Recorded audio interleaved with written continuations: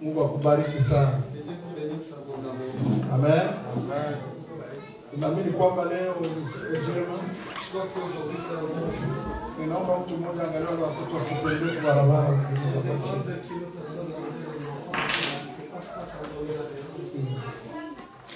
Amen.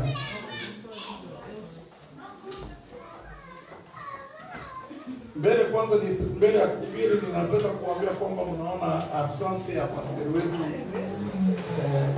Kasanja.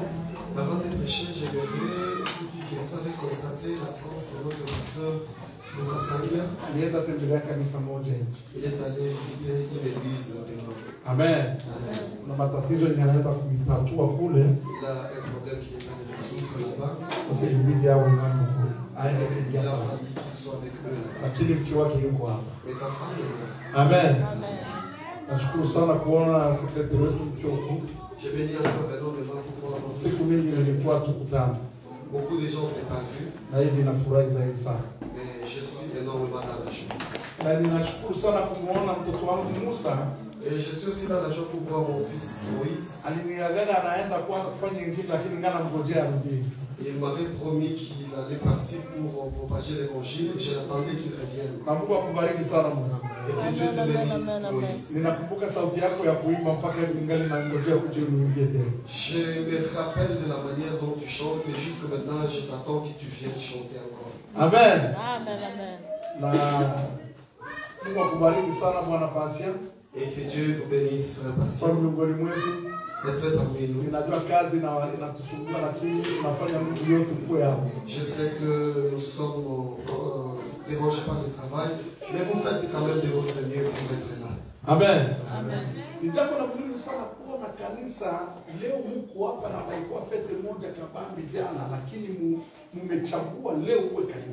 C'est une chose très importante, vous en tant qu'église. Hier, il y avait une grande fête. Mais, quelle que soit cette fête, vous avez choisi de venir aujourd'hui à l'église. Ce n'est pas facile. Mais c'est parce que vous avez aimé Dieu. Et vous avez dit non, je veux aller à l'église.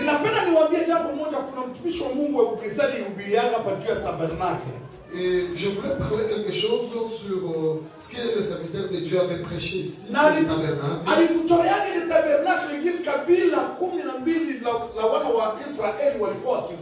Et il nous avait dessiné le tabernacle et comment est-ce que les 12 tribus d'Israël étaient tout autour.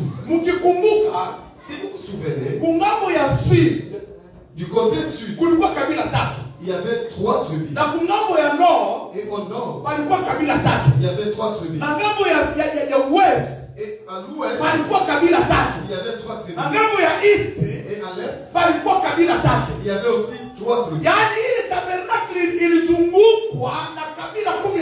C'est-à-dire le tabernacle était entouré par les 12 tribus d'Israël. Mais la chose que je voulais te dire, et tous ils entouraient.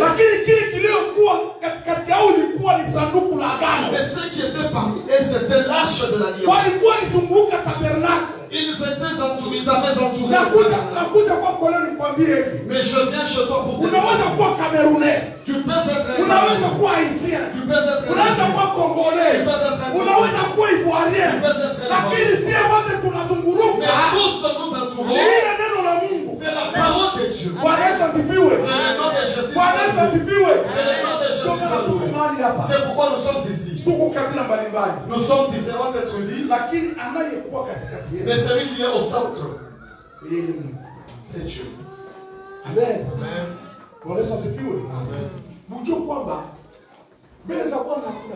Sachez que devant Dieu, il n'y a pas de tribus. Tous nous parlons un même langage. Devant Dieu.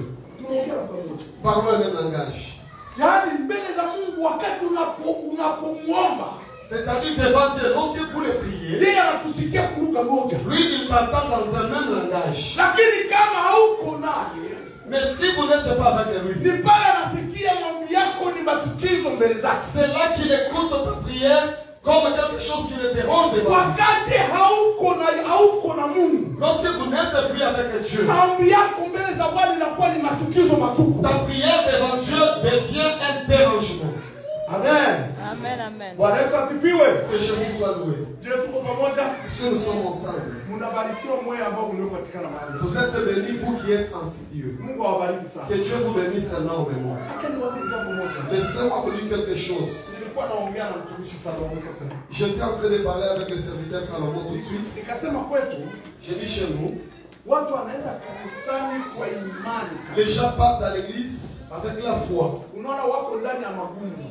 Vous voyez, ils sont dans des difficultés. Na wanajua tukienda kule ndio kwenye tutapatia hapo solution. Et ils savent que lorsque nous partirons là-bas, c'est là que nous allons trouver des solutions. Ndio nakutana kwetu makanisa yanajaa. C'est là que vous allez trouver la multitude des églises chez nous. Lakini hapa, Mais ici, ukiona watu hawa wako ndani ya kanisa, si vous voyez un tel nombre dans l'église, yaani mwenu ya imani ya ajabu. c'est-à-dire vous avez une foi extraordinaire. Frigo zenu zinajaa. Parce que vos frigos sont pleins. Muko na metogari nje. Vous avez des véhicules Na dehors. television ziko na ma-wifi jinsi napenda. Et les télévisions ont des wifi comme vous voulez. Huku nalala kukitanda mzuri. Vous passez des nuits sur des bons lits. Lakini unafanya nguvu. Mais vous faites des bons lits. Unaamuka asubuhi. Vous vous réveillez le matin. Twende kanisa. Allons à l'église.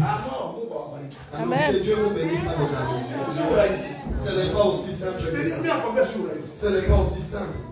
Kunyumba À la maison, watu ambao wanaenda kanisa ndio magumu. il y a des gens qui partent à l'église parce qu'ils ont des difficultés. Kuna espoir. Il n'y a pas un autre espoir. Bwana nikwambie. Mon frère Farage, je vais te dire, moi, Wakati nilikuwa South Africa, lorsque j'étais en Afrique du Sud, tunatafuta njia kuja Ulaya. on cherchait un moyen pour venir en Europe. Nilikuwa naomba inawezekana. J'étais en train de prier, tu ne peux pas croire. Tunapanda na mlima kumlima. On montait avec ma femme à la montagne. Tutaanza na 7h du matin. Nous allons commencer à 7h du matin. Tunatoka kule kama na ma 16h. Et nous allons quitter là-bas à 15h ou Na 16h. siku yako yote kunasikia mtu kwa kitaleta professional huko le kamata kabisa kwa nguvu. Et à tes oreilles, tu es attentif à quiconque dans la prophétie, tu les prends avec empressement. Nakumbuka mtoto wangu mmoja skola wakati kwa tunaomba kasa mimi naona chevale. Et je me rappelle d'une de mes filles qui s'appelle Scola, et lorsqu'on priait, elle a dit, moi je vois un cheval. Naona chevale kuna madossier. Je vois un cheval avec des dossiers. Moi je me disais que ça c'est mes dossiers. Ça c'est mes dossiers.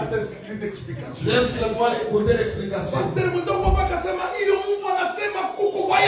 Un pasteur avait dit, Dieu dit qu'il y a un voyage. Et les dossiers que tu as dit, c'est bloqué, Dieu a débloqué. Et là que tu es, tu dis Amen. Tu dis ça c'est à moi. Parce que nous étions dans des difficultés et on voulait voyager. J'ai toujours suivi le pasteur Daniel Ngogo. Nous serons avec lui en Seigneur l'année prochaine au 6e mois. Il avait prêché un jour en disant,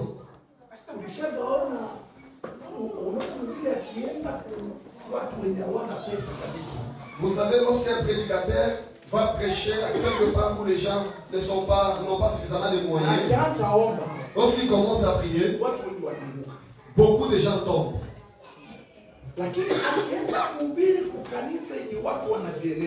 Mais s'il va prêcher dans une église où les gens ont suffisamment de moyens, les gens ne tombent pas.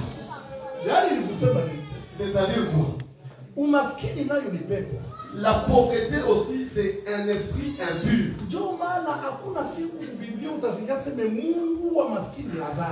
Et c'est comme ça que tu n'entendras jamais dans la Bible les dieux des pauvres.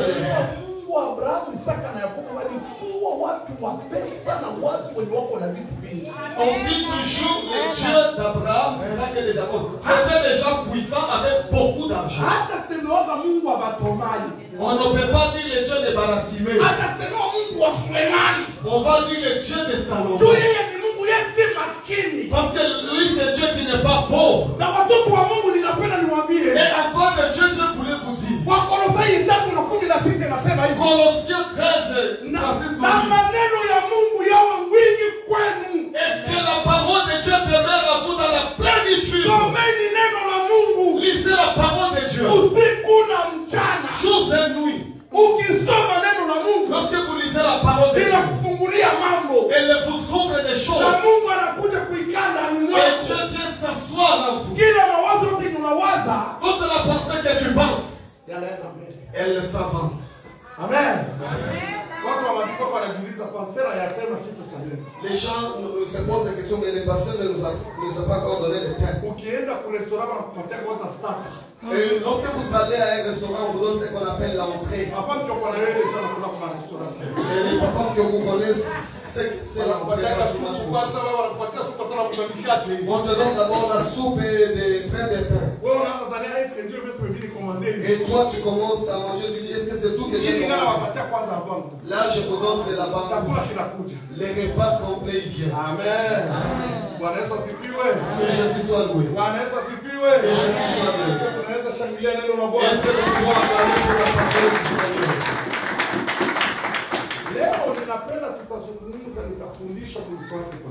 Aujourd'hui, je veux qu'on parle parce que je vais enseigner. J'aimerais que vous puissiez bien me suivre.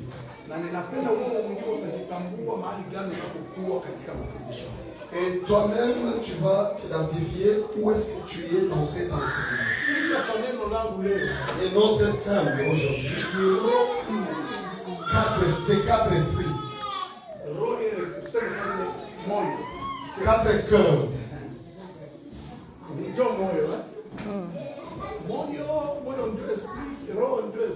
Ça dépend du contexte. 4 cœurs.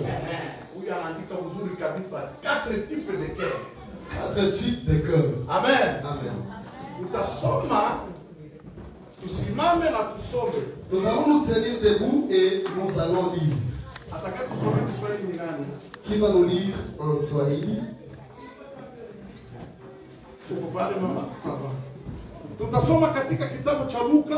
Nous allons lire dans le livre de Luc. Vous savez, lorsque nous disons de nous tenir debout, nous tenons debout pour honorer la parole du Seigneur. Je sais qu'il y a d'autres qui sont enceintes, les autres qui sont fatigués, mais tenons debout parce que Dieu va nous aider. Amen. Amen.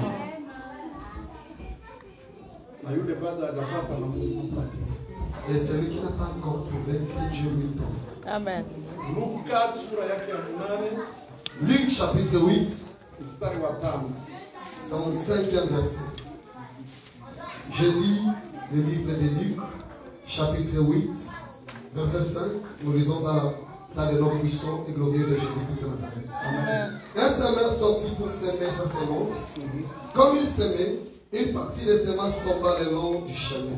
Elle fut foulée aux pieds et les oiseaux du ciel la mangèrent. 6. Une autre partie tomba sur le roc. Quand elle fut levée, elle sécha parce qu'elle n'avait point d'humidité. 7. Une autre partie tomba au milieu des épines. Les épines crurent avec elle et l'étouffèrent. 8. Une autre partie tomba dans la bonne terre. Quand elle fut levée, elle donna du fruit au centuple. Après avoir ainsi parlé, Jésus dit à haute voix, que celui qui a des oreilles pour entendre, entende. Amen. Luc chapitre 11. Luc chapitre 8, verset 11 jusqu'à 14. Nous lisons dans le nom de Jésus-Christ de Nazareth. Ce qui est tombé parmi les épines, ce sont ceux qui, ayant entendu la parole, s'en vont. On commence sur 5. D'accord? Une autre partie tomba au milieu des épines. Les épines crurent avec elle et l'étouffèrent. 8. Une autre partie tomba dans la bonne terre. Quand elle fut levée, elle donna du fruit au centuple. Après avoir ainsi parlé, Jésus dit à haute voix, que celui qui a des oreilles pour entendre, entende. 9. Ses disciples lui demandèrent ce qui signifiait cette parabole. Il répondit, il vous a été donné de connaître les mystères du royaume de Dieu. Mais pour les autres, cela leur est dit en parabole. Afin qu'en voyant, ils ne voient point, et qu'en entendant, qu'ils ne comprennent point. 11. Voici ce que signifie cette parabole. La semence, c'est la parole de Dieu. Ceux qui sont le long du chemin, ce sont ceux qui entendent depuis le diable vient et enlèvent de leur cœur la parole des pères qui ne croient et soient sauvés. 13. Ceux qui sont sur le roc, ce sont ceux qui, lorsqu'ils entendent la parole, la reçoivent avec joie, mais n'ont point de racines. Ils croient pour un temps et ils succombent au moment de la tentation. 14. Ce qui est tombé parmi les épines, ceux qui ayant entendu la parole, s'en vont et la saisissent, la laissent étouffer par les soucis, les richesses et les plaisirs de la vie.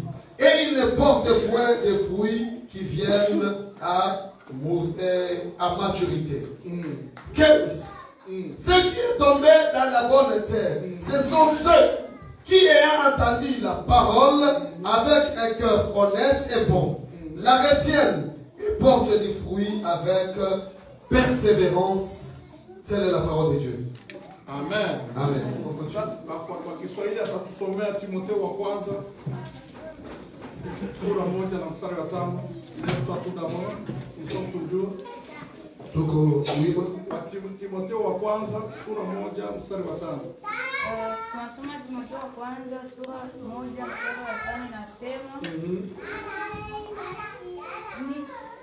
nikikumbuka imani ulio nayo isiyo na unafiki, ambayo ilikaa kwanza katika bibi yako Loisi na katika mama yako Eneki. Nami nasadiki wewe nawe unayo. Amen. Tusome Petro wa kwanza sura yake ya kwanza na mstari wa 13. Baraza kwa Petro wa kwanza 1 Pierre chapitre 3 verset 13. Chapitre 1 verset 23. Chapitre 1 Pierre chapitre 1 verset 23. Nous lisons la parole dans le nom de Jésus-Christ. Amen. Puisque vous avez été régénérés, non par une semence corruptible, mais par une semence incorruptible, par la parole vivante et permanente de Dieu. Telle est la parole de Dieu. Priez. Éternel Dieu de grâce, Dieu d'amour. Père, je m'en vais abandonner ces moments, les moments tant attendus, les moments qui nous régénèrent, les moments qui nous restaurent, les moments qui nous rendent nouveaux. Seigneur, j'aimerais que ta parole vienne nous corriger, nous instruire et nous guider. Seigneur Jésus, lorsque les enfants d'Israël étaient en détresse, tu ne leur as pas envoyé la richesse, tu ne leur as pas envoyé des choses du monde, mais la Bible me dit que tu leur envoyais ta parole et ta parole est guérie. Ainsi, j'abandonne toute l'assemblée entre tes mains. Donne-nous un cœur pur afin que nous puissions recevoir cette parole avec empressement. Non seulement nous allons l'écouter, mais plutôt que nous puissions la mettre en pratique. Fais en sorte que celui qui va prêcher, que tu lui donnes la capacité de communiquer avec fidèlement selon ce que toi tu as déposé dans son cœur. Va au-delà de ses notes, va au-delà de ce qu'il a préparé, pour que ta gloire revienne à toi. Seigneur, nous nous tenons pour lever l'étendard du croix de Golgotha.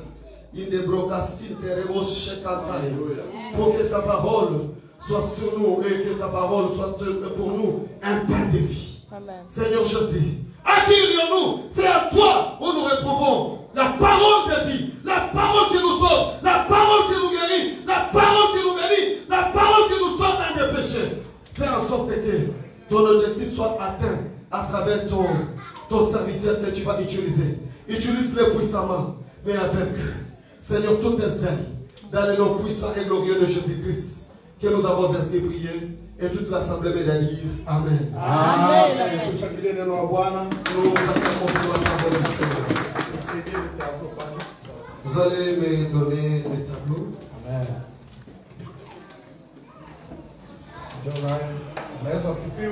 Que Jésus soit loué.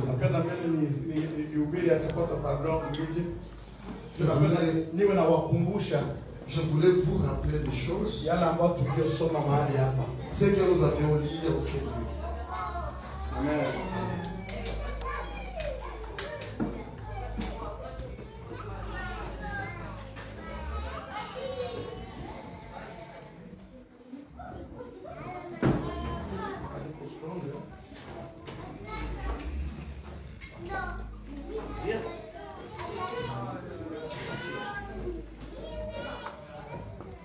Amen. Unaona mwe wote? Est-ce que tous vous voyez? Unaona?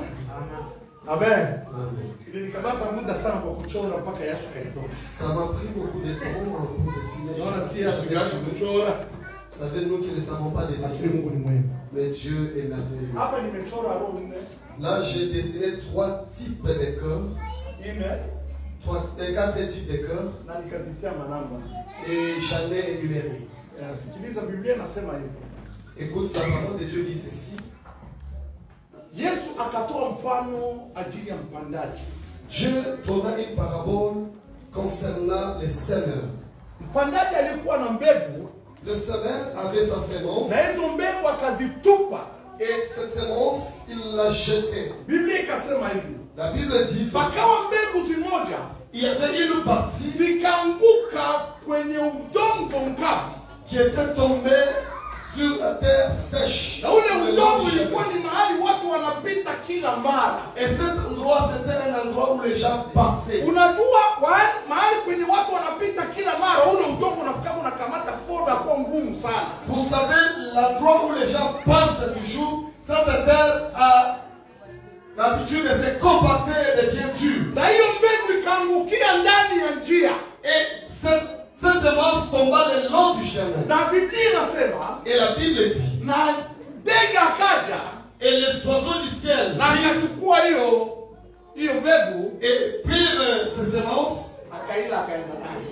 ils mangèrent et ils partirent. Akasema Il dit encore, mbegu ya pili une autre partie du semence ilianguka kwenye udongo wenye huko wako mawe mengi, était tombée sur des rocs. na ile mbegu Et cette semence ikakuwa na difficulté ya kukomaa. avait la difficulté de pousser. Juma juu ilikuwa mingi, Parce qu'il y avait beaucoup de rocs. ikapima kukomaa, Ça voulait croître, lakini ikanyauka mais c'était fané. juu ilizongwa na majiwe. Pourquoi? Parce que c'était apprécié par les biens. Haikukuwa nafasi kwenye inaweza tilia yako mizizi. Et n'avait pas d'endroit où elle devait pousser ses racines. Ile mbegu Et cette semence ikanyauka.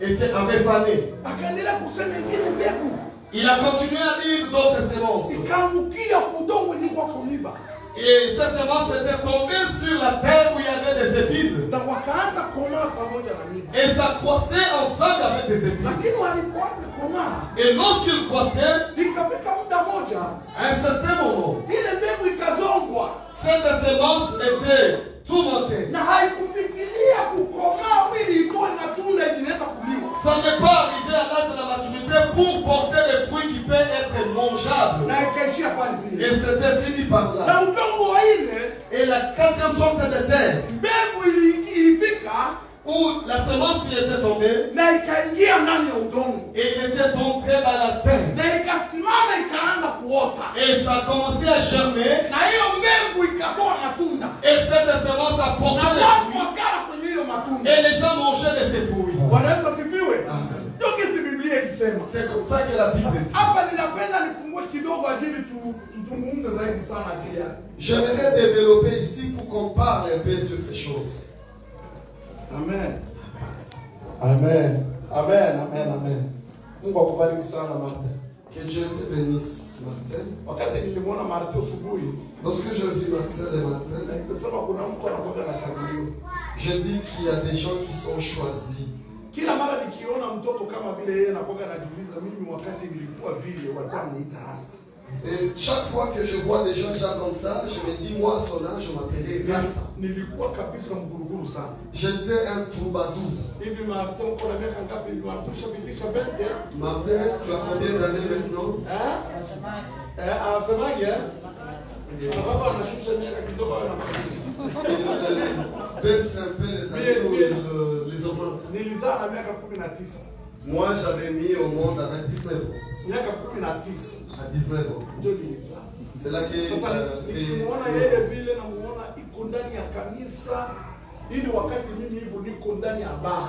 Et le voir, lui, il est dans l'église, pendant qu'à son âge, moi, j'étais dans des bars. Anawaambia mkionekana sasa hivi mko ndani ya kanisa ni neema. Et c'est pourquoi je vous dis, lorsque vous êtes en dans l'église, c'est une grâce Sio eti particulière. wa vijana wote kama ninyi wako ndani ya kanisa. Ce n'est pas donné à tous les jeunes comme vous d'être dans l'église. Wengine wako nje. Il y a les autres qui sont au dehors. Lakini mwe mkivana koti yenu na shemi zenu mnakuja kanisa. Mais lorsque vous mettez des vestes et des chemises, vous venez à l'église. Na Mungu asiwasahau. Et que Dieu ne vous oublie pas. Hata atakapochukua kanisa yake ninyi nao mmoja. Lorsqu'il va porter son église, que vous soyez aussi parmi. Amen. Sikiliza huu mfano ambao Yesu aliutoa. Écoute la parabole que Jésus-Christ avait donnée. Ule anayekuwa na mbegu Celui qui a la sémence, ni Mungu. c'est Dieu. Mbegu La sémence, ni neno la Mungu. c'est la parole de Dieu. Na ule wakati alipotupa hivi, Et lorsque le semeur avait jeté comme ça, zile nguvu za kushindikiza ile mbegu kwenda kuanguka kwenye udongo, l'effort qui accompagnait cette sémence pour aller tomber sur la terre, ni watumishi wa Mungu wenye kupeleka neno la Mungu kwenye watu. c'est les serviteurs de Dieu qui apportent la parole de Dieu aux gens. Na ule udongo Et cette terre, ni moyo wako. c'est ton cœur. Amen. Ule udongo utakayepokea mbegu La terre qui recevra la sémence, ni moyo wako. c'est ton cœur. Na ndio maana leo tutasema juu ya mioyo mingi. C'est pourquoi aujourd'hui nous allons parler sur 4 types. Na hiyo mioyo inaishi. Et ces cœurs vivent. Na kila mmoja mahali miongoni mwetu hapa atajichagulia moyo gani ambao unaokuwa ndani mwake. Et chacun de nous se situera, c'est dans quel cœur où il est. Bwana Yesu asifiwe. Hapa Yesu alikuja na mfano. Ici Jésus a donné la parabole. Alikuja na mfano na akaupatia explication ya mfano. Il est venu avec la parabole et il a donné aussi l'explication. Akasema mpandaji alikuwa na mbegu. Il a dit le semeur avait la sémence. Na akachukua mbegu akazitupa kwenye udongo. Et il prit la sémence, il la jeta sur la terre. Kila mbegu ilishuka kwenye udongo wake. Chaque sémence est descendue sur sa terre. Ni kusema nini? Qu'est-ce que cela veut dire? Bwana Mungu anatupatia neno. Dieu nous donne la parole. Anatuma watumishi wake. Il envoie ses serviteurs. Tangazeni injili.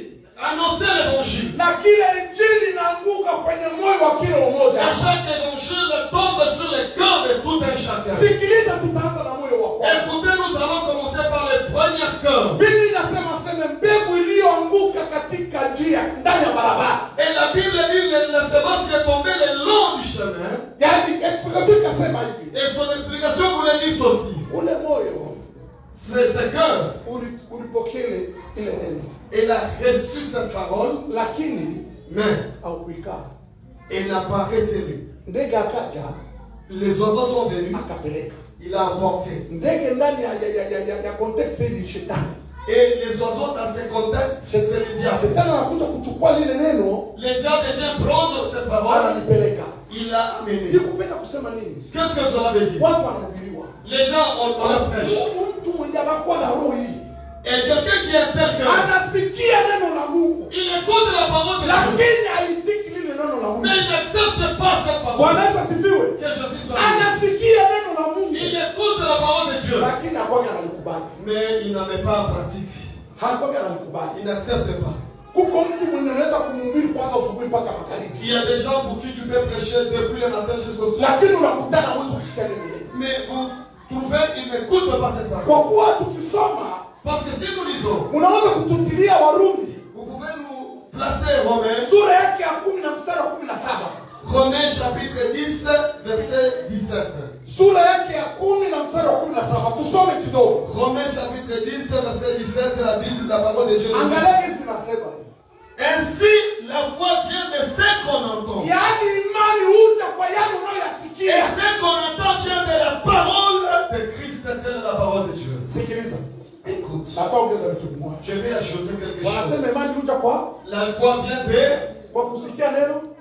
de ce qu'on entend la Acha parole. sasa niongeze. Écoute-moi, je vais te dire. Acha sasa nifafanusha. Je vais maintenant expliquer. Unaweza kusikia Vous pouvez na écouter, kama uelewi mais si vous ne comprenez pas, haitafanya kitu. ça ne va rien faire. inatakanika usikie Il vous faut écouter na kuelewa. et comprendre. Usikie neno la Mungu Que vous écoutiez na la parole de Dieu kulielewa. et que vous en compreniez. Pana watu wanakaa ndani ya makanisa. Il y a des gens qui sont dans les églises. Miaka 25. 25 ans. Wanasikia neno la Mungu. Ils écoutent la parole de Dieu. Lakini ndio wale walielewi Mais parce qu'ils ne comprennent pas, hawageuka. ils ne changent pas non plus. Wanakuwa vile vile. Ils restent toujours les Kila mêmes. siku ni vile. Tous les jours, c'est comme ça. Kila siku. Tous les jours. Iko miaka 23. Il a 25 ans. Angalia Mkristo mwenye anasikiaga neno la Mungu. Écoute un chrétien qui écoute la parole de Dieu. Iko miaka 23. Il a 30 ans. Anakuambia hivi. Il te dit ceci. Mimi Moi, kama nimechukia mtu si je hais quelqu'un, na kama ninadharau mtu, et si je méprise quelqu'un, siwezi geuka kapaje. je ne peux pas changer de Naona vie. Mkristo mwenye iko ndani miaka 23. Et celui-là, c'est un chrétien qui a 30 ans dans la foi. Na anajiita yeye ni Mkristo. Et il s'appelle chrétien. Hasa ni yake. Et il ne salit personne. Mimi Moi, nikishadharau mtu hivi, lorsque je méprise quelqu'un comme ça, sitamtoshaka. je ne peux pas le Siwezi sortir. muingiza hata moyo yangu. Je ne peux pas le placer dans mon Na cœur. huyo ni Mkristo. Et celui-là, c'est un Mwenye iko chrétien miaka 20 qui a 20 ans. lakini bado anasema anakuwa anasema. Mais il continue à dire que lui, si c'est fâché, il ne pardonne pas. Pourquoi? Anasikiaga neno. Il écoute la parole, Anaelewa neno. mais il ne comprend pas. Jambo kubwa kwa imani La grande chose dans la foi, kuelewa neno. c'est la compréhension. de la Sikia foi. neno la Mungu Écoute la parole de Dieu, na ulielewe. mais que tu as compris. Utalielewa wapi? Où est-ce que tu vas Ni wakati Joshua alipokuwa akamwambia Joshua, C'est lorsque tu vas me dire Josué, tafakari neno hili usiku na mchana. médite cette parole jour et nuit. Unaweza kusoma neno, Alléluia. Tu peux lire la parole. lakini kama ulitafakari Mais si tu n'as ni médité pas, bure. c'est rien. Utafakari Méditer, ndiye kuelewa. c'est ça comprendre. Unaweza kuwa kila siku unasemaga neno la Mungu, Tu peux tous les jours être en train de parler la parole de Dieu. lakini hauelewi. Mais vous ne comprenez pas. Sasa tuseme sasa hivi, Mais nous parlons comme ça. imani huja La foi vient kwa kusikia neno la Mungu en écoutant la parole de Dieu, na kulielewa. mais aussi en la comprenant. Imani litakoma La foi va kwa grandir kusikia neno la Mungu en écoutant la parole de na Dieu kulielewa. et la comprendre. Kila mtu anasikia neno la Mungu. Parce que chacun écoute la parole de Dieu. Obama anasikia neno la Mungu. Obama écoute la parole de Dieu. Biden anasikia neno la Mungu. Biden écoute la parole de Dieu. Lakini kenye kinawakosea Mais ce qui le manque, kutokulielewa. c'est l'incompréhension de cette parole. Méditer. Amen. Huyu moyo C'est que neno likaja kwake la parole est venue chez lui. likafika yani kubeto. Il est arrivé sur le béton. Pana watu wengi nakutana natangaza injili. Il y a des gens qui, vous allez trouver, lorsque vous annoncez l'évangile, Kwanza yeye mwenyewe anadute na Roho Mtakatifu. lui-même, il met en doute le Saint-Esprit. Alionaga unaona huyu ni Kristo lakini anakuambia lakini Waislamu wana tunakuwa na Mungu mmoja. Tuwaelewe. Vous voyez certains chrétiens, mais ils vous disent non, nous avec les musulmans, nous avons un même Dieu. Haujawahi kuona mtu Parce qu'ils ne comprennent pas. Est-ce que tu n'as jamais trouvé quelqu'un comme ça? Kwa mtoto wangu mmoja alikuyaga. Il y a un de mes fils qui était venu. Kaniambia pastor, ipo tunasema mlugha. Il me dit, pasteur, il faut parler en langue. Nikasema kusema mlugha. Il dit, parler en langue. Unakia niomba mie ruhusa sasa vile Roho Mtakatifu au nikaa kuniomba mie ruhusa sasa vile pastor mtu kama vile. Tu es venu me demander l'autorisation, moi, en tant que Saint-Esprit, Tu en tant qu'humain comme toi. sema kwa lugha ni Roho mwenyewe ndiye anayepanda. Parce que je sais, les parler en langue, c'est l'esprit humain qui en donne. Hata mimi napenda TikTok. Et la raison pour laquelle je chante Kama TikTok, la hata mimi niko naangalia tu. c'est comme ça que moi je Niko kwa wa kwanza mu TikTok. Je suis le premier qui suit TikTok. Sasa nilienda pita kwa sababu nikakutana kadhaa kama vile wanasema, est-ce que tu peux parler en langue? Et je suis allé, j'ai trouvé une sœur qui disait que unaweza kusema kwa lugha. Hiyo na kaza waraka chukua na Et lorsqu'il commençait à parler en langue, anaenda kwa mwingine, est-ce que tu peux parler en langue? Oui. et les autres, elle allait chez quelqu'un Mwingine d'autre. anaanza konga na mwana. Et quelqu'un d'autre elle commençait maintenant à parler en langue. Nikasema kumbe parler en langue kumbe ni coopération. Et je me disais, alors parler en langue devient des entendements. Na kuweka ni muziki ukisala historia lakini anashinda. Et j'entends toujours entendre le frère Augustin parler en langue, mais il n'a jamais parlé. Kuelewa neno L'incompréhension de la parole, inapeleka watu kwanza kwenda wanaabudu miungu. ça mène les gens à aller adorer des idoles. Huyo moyo unajaa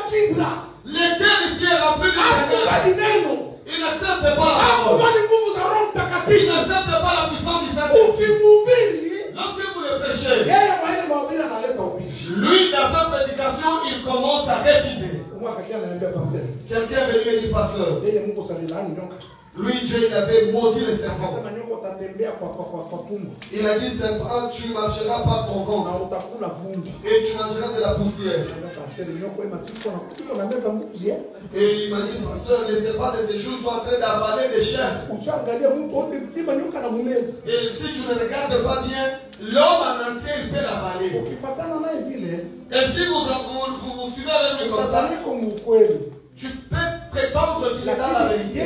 Cependant que lui, il est charnel. Et les serpents dont il est question, c'est un serpent spirituel. Ils sont seulement le même nom serpent.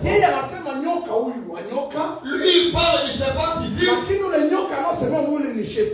cependant que les serpents dont il est question, c'est les serpents qui est le diable.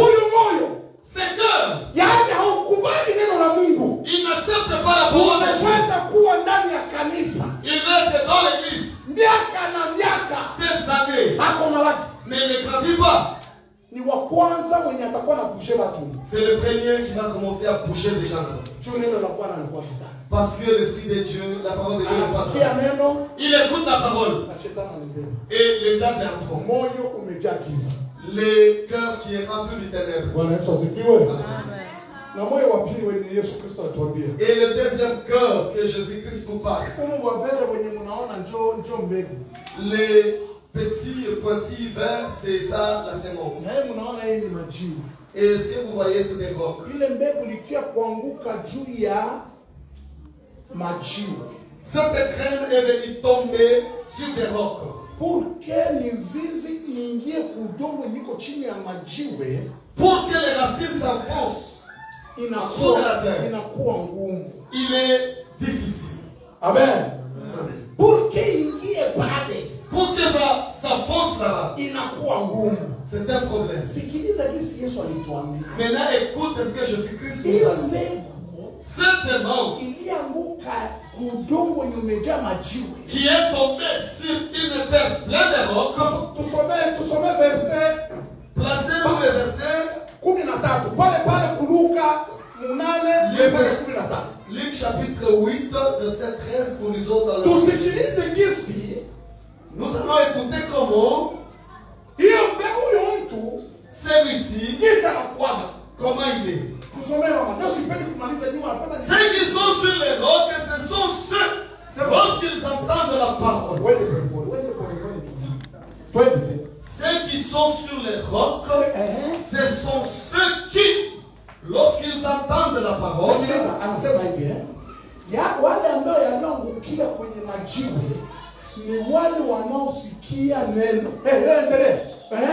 la reçoivent avec joie.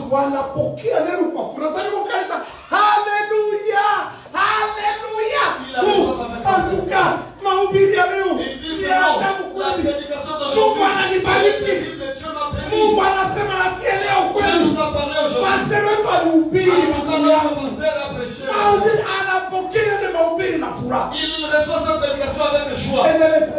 Mais ils n'ont point de racines.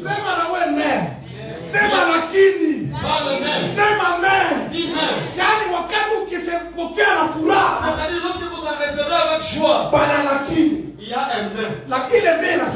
Le mais dit quoi? La Bible dit ceci. Mais ils n'ont point de racines. Et ils succombent au moment de la tentation. Écoute maintenant, je vais te dire.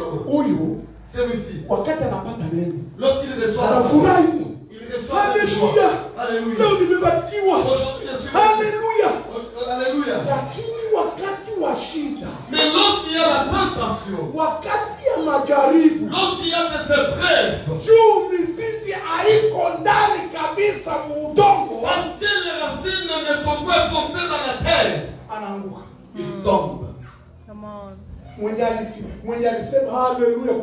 C'est lui qui a dit Alléluia à l'église. ile sawa na kuanana na mwanake kunyumba. Lorsqu'il se heurte avec son mari à la maison, Utaona kisa na mwanambe wewe hapana kucheza na mie. tu vas voir comment est-ce qu'elle va lui dire, il ne faut pas blaguer avec Ile moi. furaha yote nilikuwa kwa kanisa. Toute la joie qu'elle a reçue à l'église, Naisha. elle la perd. Na muro anaanza tukana. Et là, elle commence à insulter. Ukisema pale kwambie hivi. Je vais te dire ceci à Watu Christ. wanatukana na mama roho mozidika. Il y a des gens qui insultent dans le cœur, tu ne peux pas Et c'est comprendre. bibi na bwana. Et surtout l'homme et la femme. Na bwana kwa hiyo. Vous voyez l'homme est comme ça. Ah, c'est moi pale. Il dit, regarde celui-là. Hadi kiwanda ni Moi, je ne sais pas pourquoi je l'avais épousé. ni basi. En tout cas, c'est comme ça. Hakuna mwenye anaona. Il n'y a personne qui a vu. Lakini Mungu anakumbuka na kusikia. Mais Dieu te regarde et te regarde. Ndio nawaambia hivi. C'est comme ça que je vous dis. Hiyo siku ya mwisho. Le dernier jour, Siku watasema zile ndio wanasema nilikula sema. Kwa vile wale watapigana pale pale kwa taifa. lorsqu'on placera Unajua tutaenda kuzimu lakini tuchapale kwanza hapa mbele hivi jamani. et je sais que Kumbe ndio nilikuwa vous nasema. vous insultez ici. Kumbe ndio nilikuwa nasema. C'est comme ça que tu disais. Watu muro. Les gens dans le cœur, Wanasema maneno mingi kuzideni wanasema kukimya. ils disent beaucoup de choses que ceux qui disent sur la bouche. Na watu wanatamani ndani ya roho. Et les gens convoitent dans le cœur. Kuzidia kesi wanaangalia. Plus que ceux qui regardent. Hii huyu moyo. C'est cœur. Ni moyo wenye unakutana hauna mizizi. C'est un cœur qui n'a pas de Sio racines. wale wa Kristo wenye unaonaga mkanisa. C'est les chrétiens que tu trouves dans l'église. Elele kidogo ya mtumishi wa Mungu. Une petite erreur de serviteur de Dieu. Mimi najitokea. Moi, j'abandonne l'église. Ah, ni kanisa gani hilo? Et l'église, c'est cela. Ah, ni kanisa. Na huyu ndio alikuwa anaruka haleluya. Et c'est le même monsieur qui disait Alléluia. Anapokea neno kwa furaha. Il reçoit la parole avec la Anafurahia personne. lile neno. Il s'en réjouit. Lakini kidogo tu ya majaribu. Mais une petite tentation, Anatokana. il y sort. Sasa siri yako ni nini? Mais là, c'est que c'est quoi? Anafurahiaga neno wakati situation yake inaenda bien. Il se réjouit de la parole lorsque sa situation va bien. Samuel alipokea mzuri kwa kazi. Peut-être il a réussi un bon père au travail. Na hiyo siku akijua kanisa. Et dans ce jour-là, le suivant avec Anajaa l'église. furaha kweli. Il vient. Wakisema haleluya haleluya. Lorsqu'on dit Alléluia, puis encore Alléluia. Hii kanisa yetu iko mzuri En kweli. tout cas, cette église est bonne église. Dunia sasa inatangala uzishe ndio maana uko naona utapata mikrofini. Oh, on a envoyé un sac de prêteurs où il va vendre ses quoi. Et tout qu'il aura des profits, c'est comme Huko ça. maisha unaona frank inaingia bien. Parce qu'il voit la chaîne en train de gagner. Kanisa wote uko na furaha. C'est comme ça que vous venez à l'église. Yawa. Content. Neno la Bwana linakuja kwake. La parole de Dieu. Analipokea wakati kuna furaha. Il la reçoit lorsqu'il a le choix. Lakini majaribu kidogo. Mais une petite tentation. Anaanguka. Il est tombé. Anaanguka. Il tombe. Nitasema kitu kimoja. Je vais dire une chose. Huko majaribu na mtihani. Il y a des épreuves et des examens. Unaona huko watu wengi sana. Il y a beaucoup de gens. Hapa huko watu wengi sana wanafanya maendeleo. Il y a beaucoup de gens qui font des erreurs. Je crois que ça, avant que vous va bien comprendre. Banakoseka kujua kwamba batu banakuwa banapeye kuzile konsekansi zimalifanya. Akila example hii.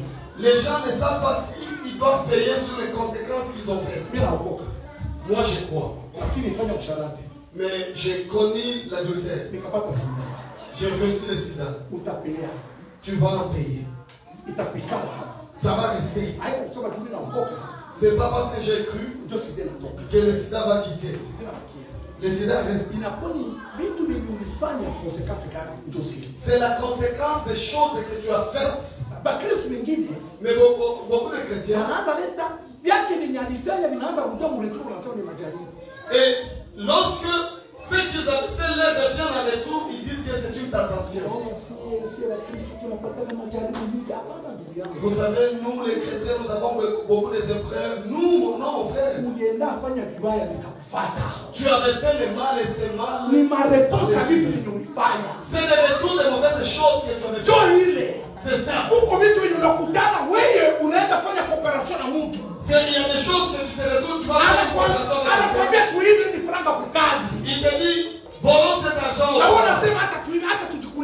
Et toi tu dis ma chanson. Et on commence à faire les contrôles, on te trouve toi si tu es dedans. Il faut qu'on te licencie.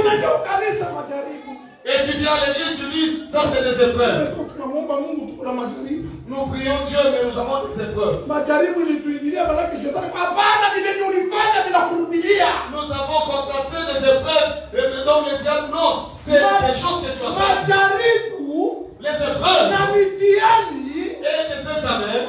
iko ndani ya maisha ya Mkristo ajili ya kukomanisha imani. Et dans la vie des chrétiens, pour faire croître ou grandir la foi. Amen. Majaribu.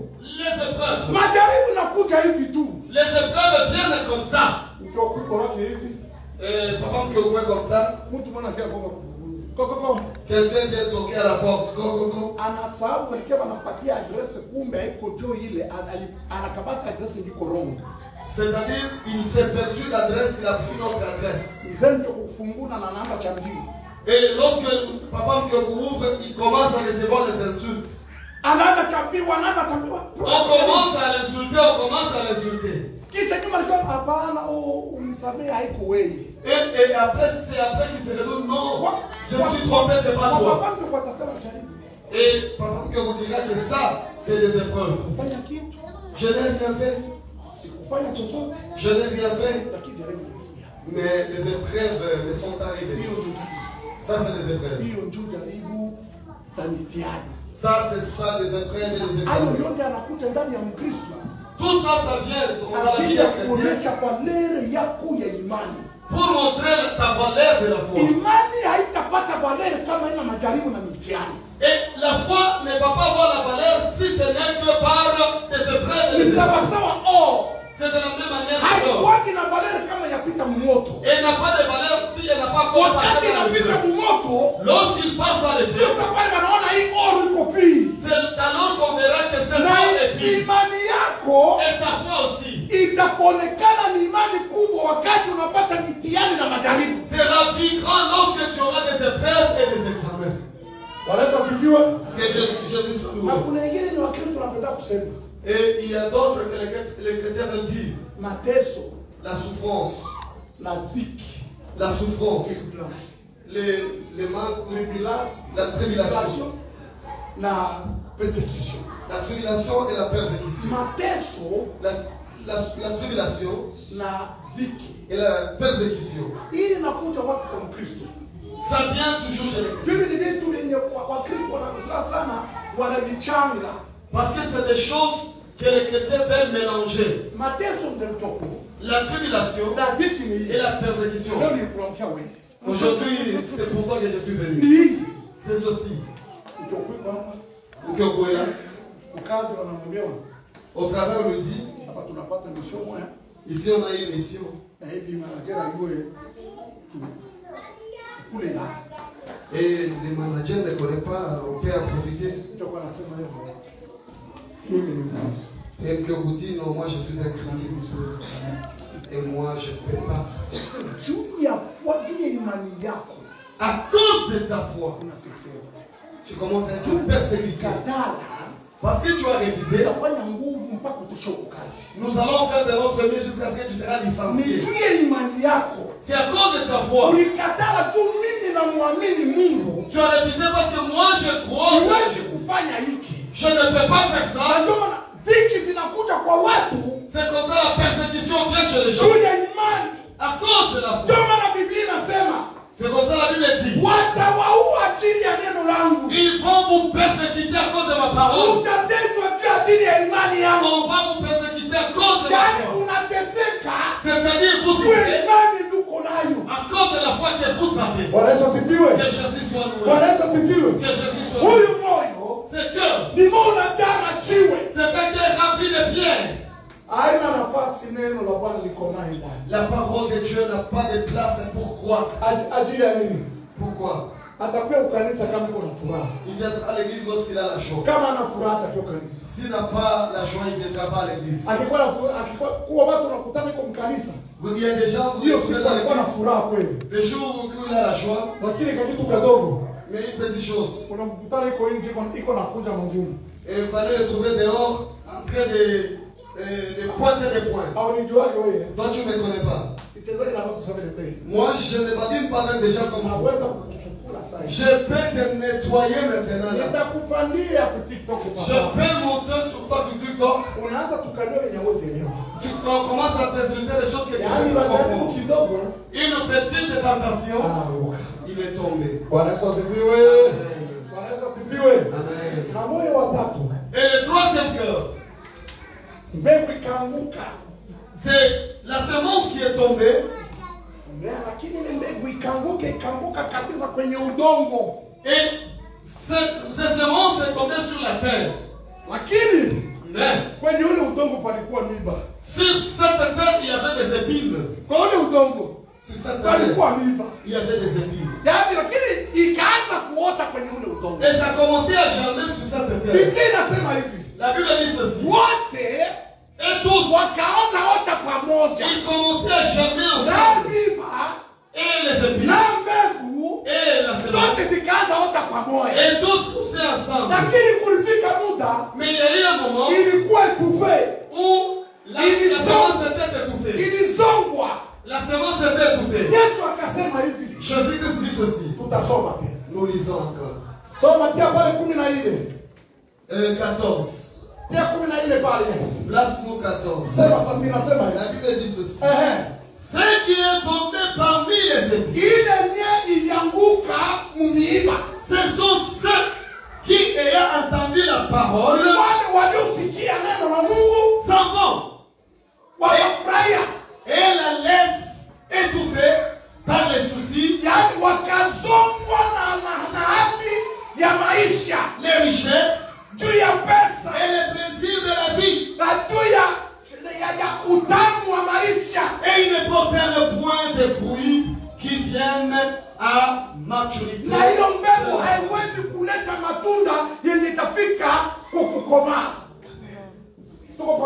Est-ce que nous sommes ensemble? Maintenant, écoute, je vais parler. Chacun se situera où est-ce qu'il est. La semence est bien aussi arrivée sur la terre. Et la parole est venue dans ses cœurs. Et dans les cœurs, il y avait des épines. Dans cette terre, il y avait des épines.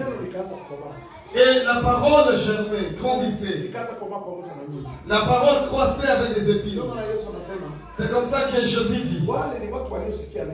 Eux, ce sont des gens qui ont entendu la parole. Mais ils ont été emportés par des choses du monde. Vous savez, c'est qui ces gens-là? Je vais à l'église, mais j'aime ma famille. S'il y a la fête, il me faut à la fête au lieu d'aller à l'église. Moi aussi, j'ai besoin de me réjouir. Il a la parole. Mais il n'a pas la position dans cette parole. Il ne fait sa richesse que Dieu. Amen. C'est déjà que tu peux trouver dans l'église. Même si il donnait le compte, il donne $5. Et Dieu dit, donne à Dieu même si ton cœur faisait mal.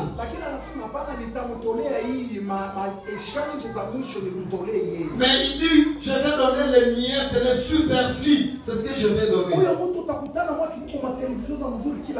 Et celui-ci, tu trouveras chez lui des belles télévisions, des bonnes choses. Et dans la maison de Dieu, la peinture est en train de sortir, les choses s'habillent. Il connaît la parole qu'il a écoutée. Mais tout son problème va sur des choses de la vie. Il peut s'absenter à l'église du vendredi. Mais il va aller causer avec des gens pour des choses vaines. Mais écoute ce qu'on dit. Ça a germé ensemble. C'est pas impossible que tu trouves tu es chrétien à la parole.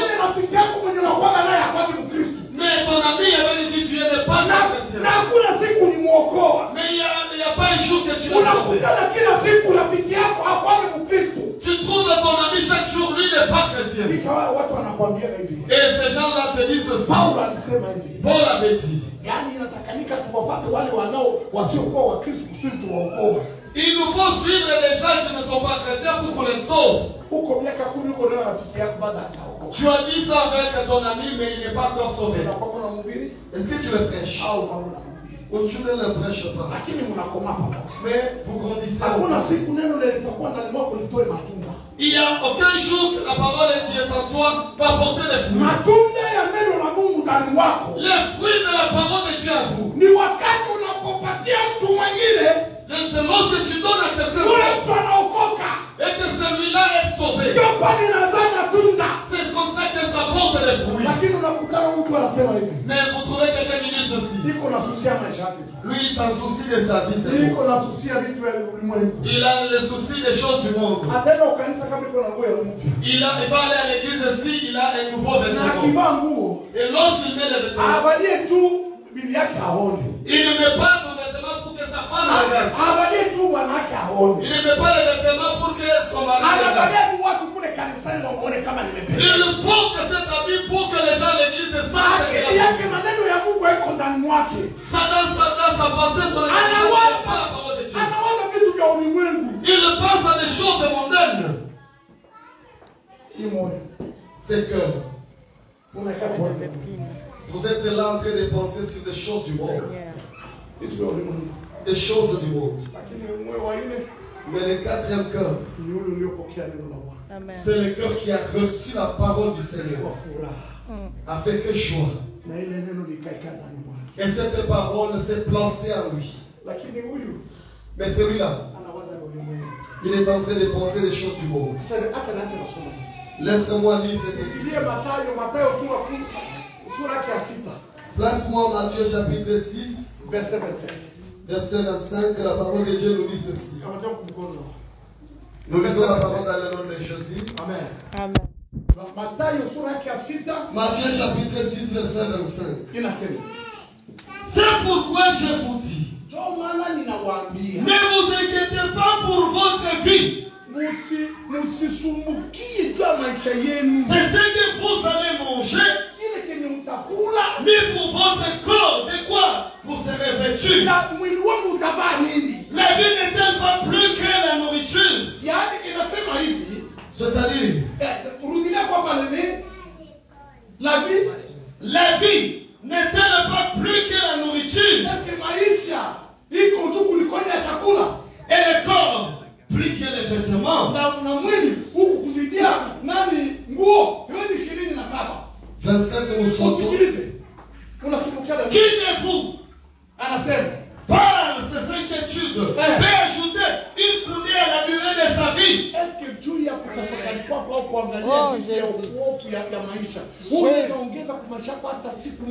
Est-ce qu'à cause de vos inquiétudes sur la vie, est-ce que vous pouvez ajouter une coudée à la durée de votre vie? Nous allons 31. 31, ça nous dit ceci. Ne vous inquiétez donc point et ne dites pas, que mangerons-nous, que boirons-nous, de quoi serons-nous vêtus? Kwa nini mnahangaika nitakula nini na nitavaa nini? Endelea tushoka. 32. Car toutes ces choses, ce sont les païens qui les cherchent. Sikiliza sasa. Hayo yote, toutes ces choses, hayo yote kujua juu ya maisha. Toutes ces choses s'inquiéter sur la vie. Nitakula nini? Je mangerai quoi? Nitavaa nini? De quoi je serai vêtu? Nasema c'est des païens qui les cherchent. C'est des païens qui les cherchent. Toi, chrétien, tu ne cherches pas. Toi, chrétien, tu ne cherches pas. La parole de Dieu nous dit ceci. Cherche premièrement le royaume des cieux. C'est comme ça que la Bible dit au chrétien. Tu n'es pas là pour regarder des choses. Tu n'es pas là pour dire quelle chose, quelle chose est possible. La Bible nous dit cherchons premièrement le royaume des cieux. Et toutes ces choses-là nous seront données par-dessus. Amen. On te donnera. utapewa. On pardonnera. Wakati ni ugani unatafuta kwa natafuta maisha, hata nini kupiga kwanza chuti, unasahau kumwomba Mungu wako. Lorsque vous cherchez la vie, vous allez dire non, je vais d'abord chercher telle chose. Vous oubliez d'évoquer votre Dieu. Nilitumika usiku. Je travaillais la nuit, moi. Je ne peux pas aller à l'église ce matin. J'étais beaucoup fatigué lorsque j'ai quitté la messe. Je ne peux pas aller à l'église. Ça, c'est pour les païens. Mais pour les chrétiens, ils vont dire d'abord le royaume des cieux. Où est ton cœur ici? Est-ce que tu as situé où est ton cœur? Oh Jésus. Où est situé ton cœur? Où c'est le cœur qui écoute la parole et la parole ne se place pas. Et où est-ce que c'est la parole que tu écoutes et la parole n'a pas de racines en toi. Ou c'est la parole qui entre mais tu es étouffé par des choses du monde. Ou tu as le cœur qui reçoit la parole de Dieu et tu te dis Seigneur, je suis là. Utilise-moi. Où es-tu parmi ces quatre types de cœurs? Je vais te dire, enfant de Dieu, que tu sois sur le quatrième cœur, qui écoute la parole de Dieu, mais qui s'assoit aussi à la parole de Dieu. C'est lui qui a le quatrième cœur. C'est celui qui a la crainte de Dieu. C'est celui qui, toute sa vie, c'est une vie de prière. C'est celui qui a l'amour de Jésus-Christ. Il place la parole de Dieu en lui. Et il dit, moi je ne peux pas accepter de ne pas servir Dieu. C'est lui qui a un tel cœur. Il n'a pas de raison. Il n'a pas de raison. Il sait je suis venu entrer dans l'œuvre de Dieu. Ce n'est pas l'œuvre du pasteur. Ce n'est pas l'œuvre de Dieu. C'est l'œuvre de Jésus. Je vais me tenir dans Dieu. Et je vais servir le Seigneur avec empressement. Où est ton cœur? Où est ton cœur? Le vendredi, nous avons la prière. C'est que qui aime les choses du monde et qui fait en sorte que tu ne puisses pas arriver à la prière. Le cœur qui n'est pas de racine dans la parole de Dieu. Autres personnes ne lisent pas la parole. Ils viennent lire la parole lorsqu'ils arrivent à l'église. Mais à la maison, ils n'ont pas le temps de lire la parole. Enfant de Dieu. Si la parole n'est pas en toi en abondance, le diable viendra vous prendre ou vous déranger. Et il va vous cribler. Je vais vous dire dans la parole du Seigneur. Nous allons nous tenir debout et nous allons prier. Et tu vas prier en disant, tu vas dire Seigneur, fais en sorte que j'aille un cœur en toi et que je reste et je demeure en toi. Laisse que je voie des choses du monde vaines. Laisse que je voie des choses du monde ne méritent pas. Lorsque je vois les choses du monde, c'est des choses amères, amour. Tu vas dire à Dieu. Tu vas dire, et tu vas faire comme tu avais dit dans le livre d'Ézéchiel, chapitre 36, verset 36, 22. 26. 26. La parole de Dieu. Je sortirai le cœur d'oreille en toi. Et je placerai le cœur de chair. Le cœur de chair qui écoute la parole de Dieu. Dieu le Seigneur de t'enlever le cœur de cœur. Le cœur qui est dur pour écouter la parole de Dieu. Pour qu'il te donne un cœur de chair. Le cœur qui écoute la parole de Dieu. Le cœur qui a la tête qui écoute la parole de Dieu. Et Dieu fera des grandes choses.